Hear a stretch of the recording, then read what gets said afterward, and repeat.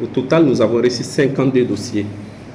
Donc, le premier, c'est Draman Toloba, avec 241 points.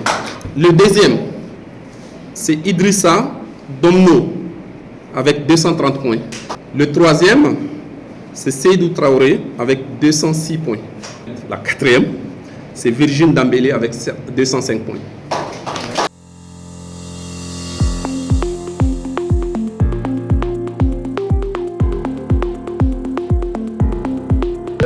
L'événement qui nous a réunis, c'est autour de la proclamation des résultats de l'appel, du premier appel à la candidature de Djigifa Blo.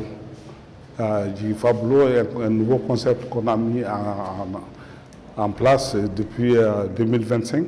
On est en train de travailler là-dessus. Donc il fallait vraiment consulter beaucoup d'artistes, travailler sur des trucs techniques et mettre un bureau en place, tout ça. Donc ça a pris du temps.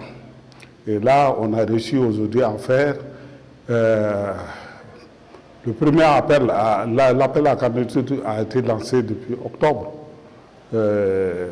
clôturé en novembre. Et donc aujourd'hui, c'est la proclamation des résultats. Nous sommes très contents d'avoir atteint ce stade parce que vous savez, comme on a dit tout de suite, Djigifa Blo, c'est un concept basé sur les échanges artistiques et culturels et aussi un concept comme tontine, parce que pour être membre de Djigifa Blo, il faut payer des cotisations et puis il faut payer les frais d'adhésion et la cotisation.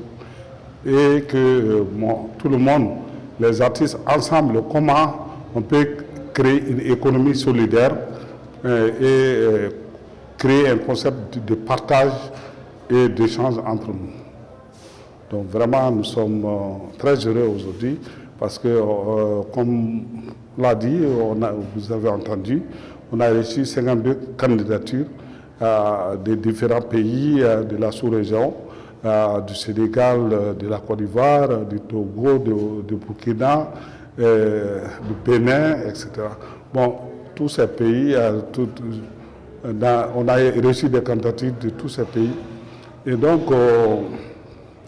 bon, malheureusement, dans la sélection qu'on a réussi à faire, il n'y a pas, on n'a pas, parmi les 4 premiers, on n'a pas pu avoir les artistes étrangers, mais ce n'est qu'une partie remise.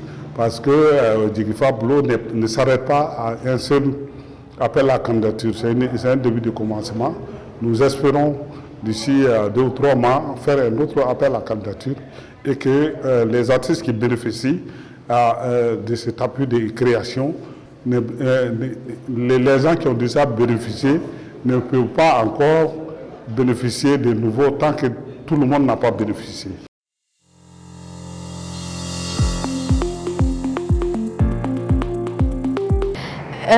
Je suis très contente à Djaraye, je suis très contente, mais aussi on dit que tout le monde a gagné ici parce que Djigifa Blo, c'est un blond, le vestibule, c'est tout le monde qui est là. Donc si nous on est devant, il y a aussi les autres qui arrivent. Donc tout le monde a gagné. Déjà c'est de faire la création et puis aussi de porter cette création pour, je peux dire, à l'international. Ici aussi, mais à l'international, partout en Afrique. Donc dans cette réseau, on est en train avec beaucoup des artistes dans les différentes parties de la monde de trouver des modèles de coopération basés sur des valeurs de générosité, régénération, d'ancrage local, d'indépendance, pour la durabilité de nos pratiques, pour les artistes et la structure.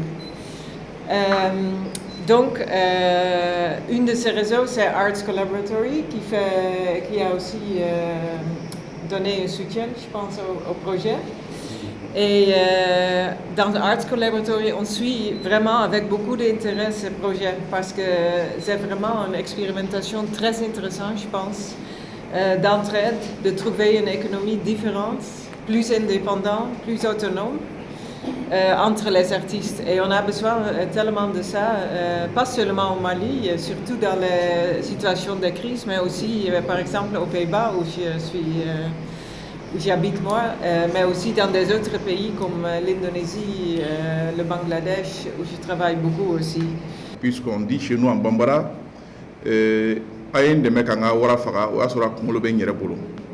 donc vraiment Djigui Fablo, c'est l'illustration parfaite, je dirais, de cet adage-là.